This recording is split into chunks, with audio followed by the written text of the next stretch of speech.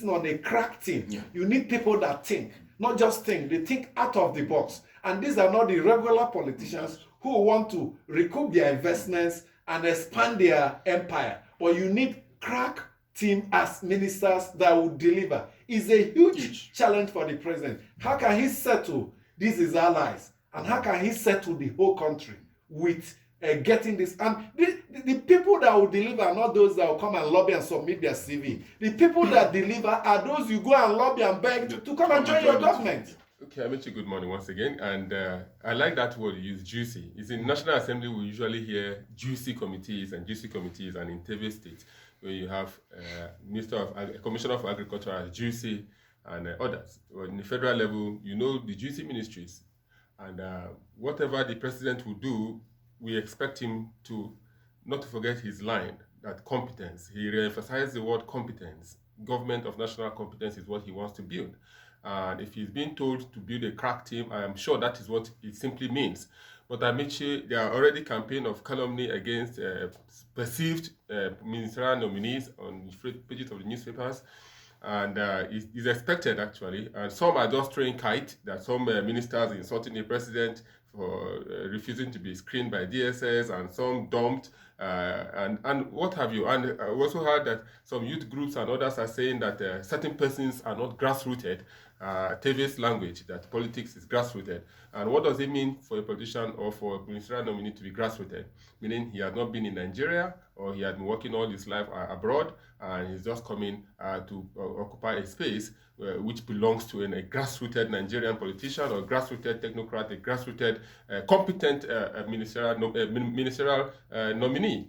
But what we advise the president, he has been in the business environment, he has mingled with the high and mighty, in the business environment, he knows those that can deliver. There's no need wasting this much time. If the executive order says 60 days, you mustn't wait till 60 days. The Constitution. You mustn't wait till 60 days. That is the predicament of most Nigerians, Amaechi. Children will not read until one day to exam. They will not put in their leg inside water overnight to read, to see if miracle will happen.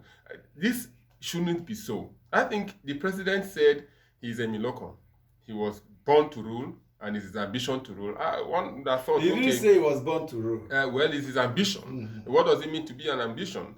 And one would have thought in 30 days or so, these names would have been flying around. Whether there's criticism or not, he will stay on his ground. You remember what happened during the presidential campaign council when there was issues, and they say he also set up his own independent presidential campaign council. Now he's in power. He doesn't need the party to approve any names for him. He doesn't need the advisory. Shouldn't he consult the party? Consultation, yes, but he doesn't need the party or the advisory body of the party to approve any names for him. He has the knife, he has the carrot, he will cut wherever he wants to cut. But our appeal is that the economy is in a dire situation.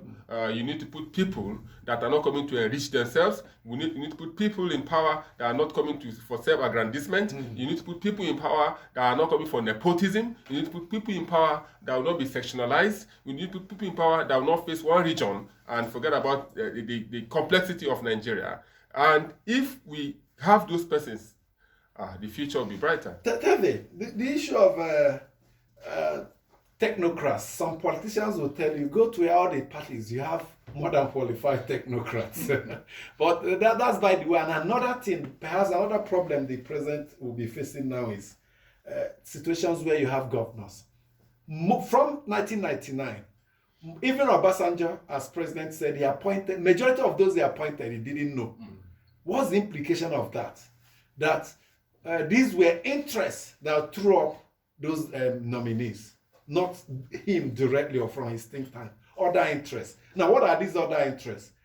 If an APC government is in place in any state, and a president decides to take a minister from that state, and is not someone nominated by the governor, it becomes a problem. Or belongs to the governor's camp. Or belongs to the governors, and without consulting the governor, it becomes a problem. Now, the president has also asked the governors for the boss of parastatals nominate, even those outside his party. Would the governors also be playing a role in nomination of ministerial nominees from their different states? Amaechi, the interesting thing is, perhaps that is why he gave them the opportunity to nominate members of boards and parastatals. the ministers, the nomination for ministers was, or the consideration was long even before, and don't also forget some people were promised. Some were promised, and all of that. And don't forget that Can most you of these mention governors, some I don't know. Was it His promised? name, David, yeah. You're pretending you don't know. Maybe he promised me. Yeah. There are, clearly some of these governors, are new. Some persons even brought them in. They may not have that foothold, to drag anything with the president. You're talking about Maybe Godfather, perhaps almost 18 or so more of them are new. Their godfathers, are the ones who, are the for, and if you also monitor, Their former governors governors are the ones to make the nomination. Can Fubara in Rivers make a nomination where you have a week? That is the thing. That's what I'm saying. Is it possible? They were, and it's across it's across the state. Just like in my state, Benue, you're asking.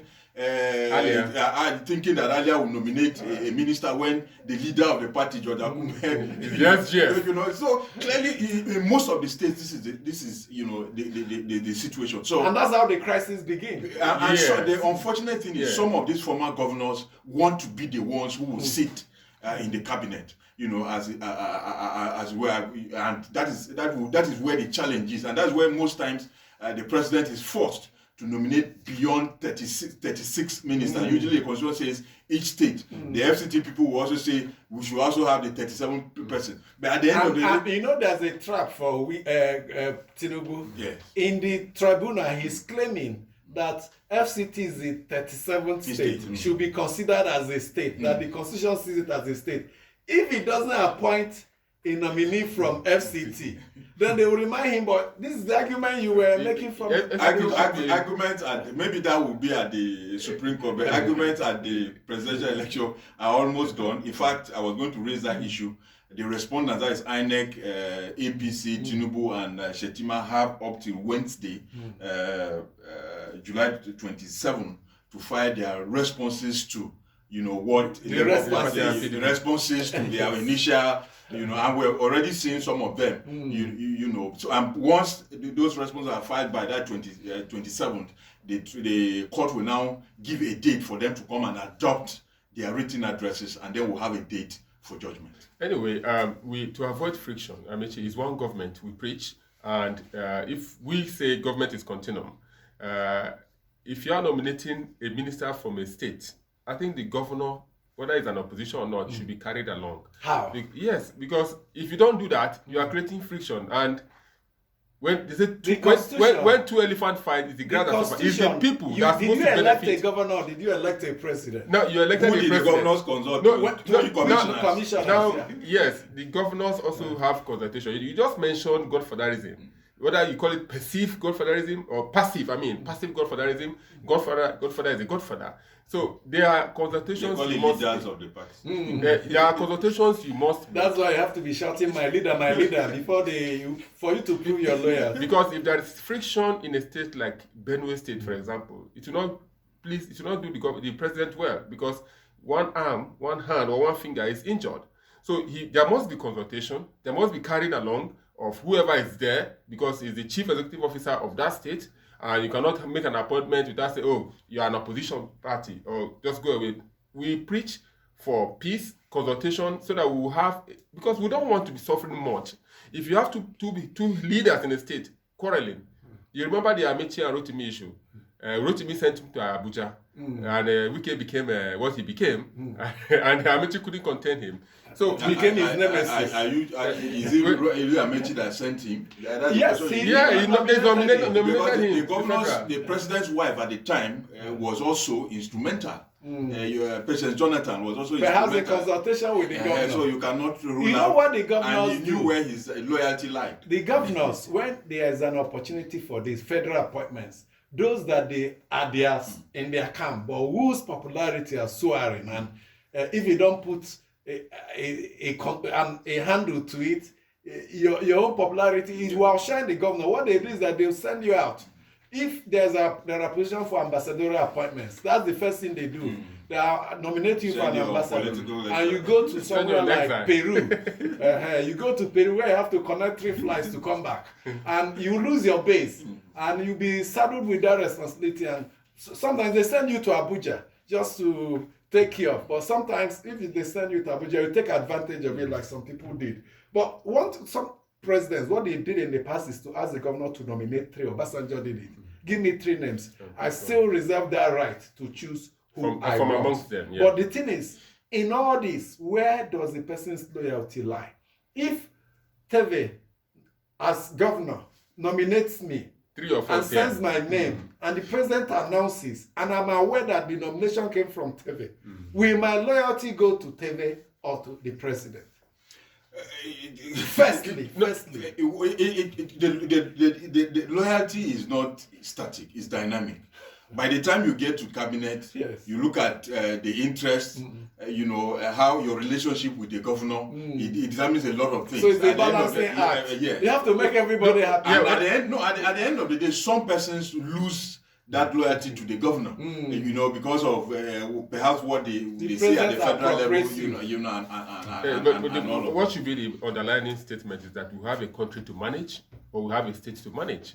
Loyalty or no loyalty, you have a mandate, you have been appointed to work for Nigeria. I think in the coming days, we have to set agenda for whoever the ministers of these sectors will be, because there are a lot of issues in all sectors of the economy that need to be tackled headlong. So I think it has to do with my mission is to manage the economy, help the president, or if I'm a commissioner, help the governor to ensure that this state is pulled out of poverty, this state is pulled out of anthrax killing people in some states, pulled out of certain issues. Well, if you break politics down, the meaning of politics, control the government so that you take decisions as to who get what. You use state power to distribute state resources. And when you do that, who gets the higher share? Of course, your interests will be protected. The difference between our democracy and the others out there is that they understand this. Is about interest. That's why they say politics is about interest. And interest is economy, value, material condition.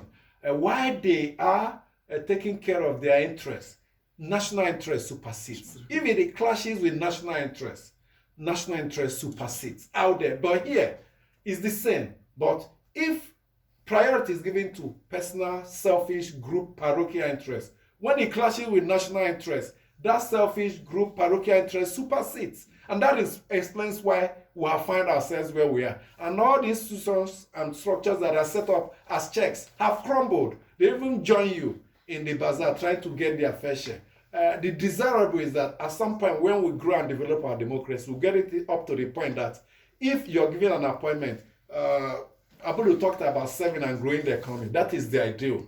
And in growing the economy, you'll grow your interest, but the economy should supersede. There's this saying in Igbo, ana alo olo. If you're working, you're also stealing, but let the stealing not surpass the work. In Nigeria, they steal more than work, while elsewhere, they work more. Your workshop, now you chop. That's what you're saying. The Ghanaian example is very interesting. Just yesterday, a minister, that money was found stashed in her house, resigned. Left. Government house. In her house. Okay, her question. She resigned to go and defend the money, or resigned to go and answer questions? Assuming that was in Nigeria, it's a different case completely. It will be explained away. There will be 10 explanations to that. Let's hear from you as we try to also explain some of the social, political, and economic issues.